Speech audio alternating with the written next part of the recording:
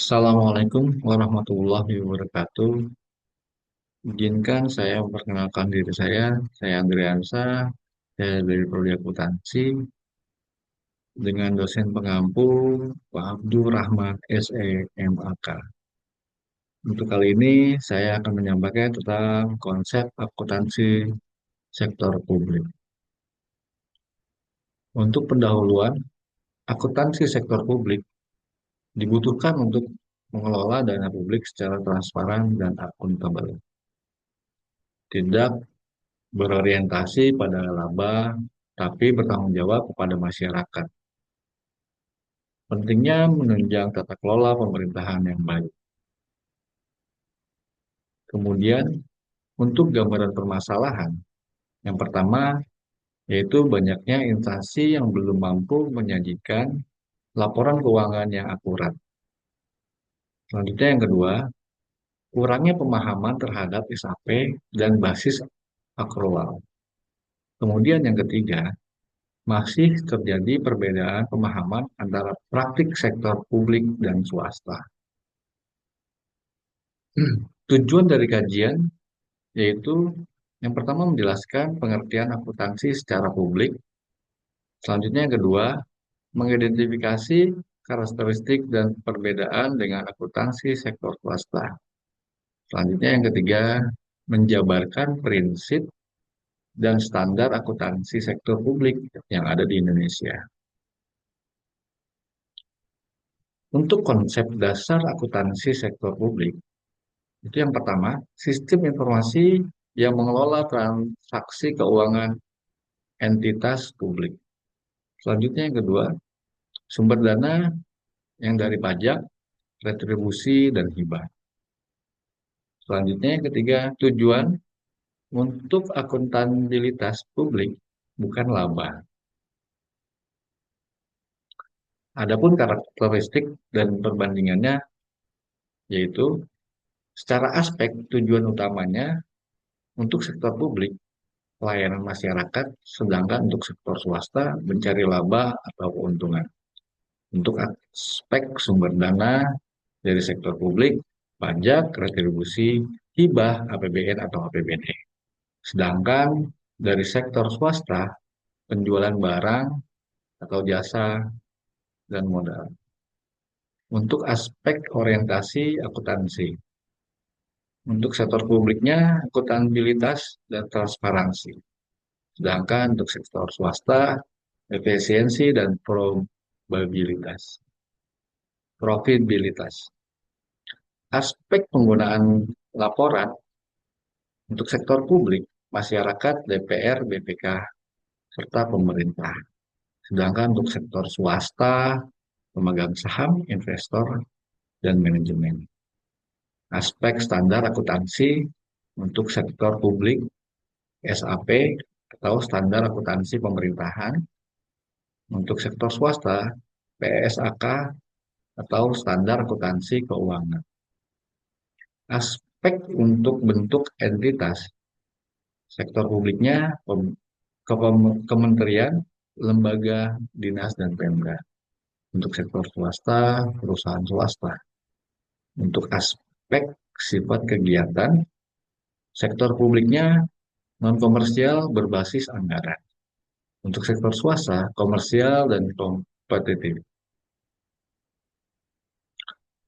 Standar akuntansi pemerintahan atau SAP pertama diatur dalam PP nomor 71 tahun 2010. Yang kedua disusun oleh KSAP, Komite Standar Akuntansi Pemerintah. Yang ketiga mencakup LRA, LO, Neraca, LAK, LPE, CEAK, dan LPSAL. Yang keempat berbasis kas menuju akrual. Basis kas menuju akrual. Basis kas mencatat saat diterima atau dibayar. Basis akrual mencatat saat hak atau kewajiban timbul. Lebih akurat, transparan, dan mencerminkan kinerja sebenarnya. Selanjutnya untuk meningkatkan akuntabilitas fiskal. permasalahan implementasi standar akuntansi pemerintahan, yaitu permasalahan yang pertama, kualitas SDM rendah dengan banyaknya pegawai belum memahami konsep akuntansi berbasis akrual. Selanjutnya, permasalahan yang kedua, sistem TI belum memadai dengan infrastruktur dan aplikasi keuangan belum terintegrasi secara nasional. Selanjutnya, permasalahan yang ketiga, penilaian aset bermasalah. Dengan banyaknya aset pemerintah belum tervaluasi atau tidak tercatat dengan baik. Untuk solusi implementatif dalam penerapan standar akuntansi pemerintahan, yaitu yang pertama, solusi pelatihan intensif dan sertifikasi, yaitu dengan meningkatkan kompetensi SDM akuntansi secara publik. Selanjutnya, untuk solusi yang kedua, pengembangan sistem keuangan nasional seperti SIPD dan Sakti yang terintegrasi lintas daerah dan kementerian.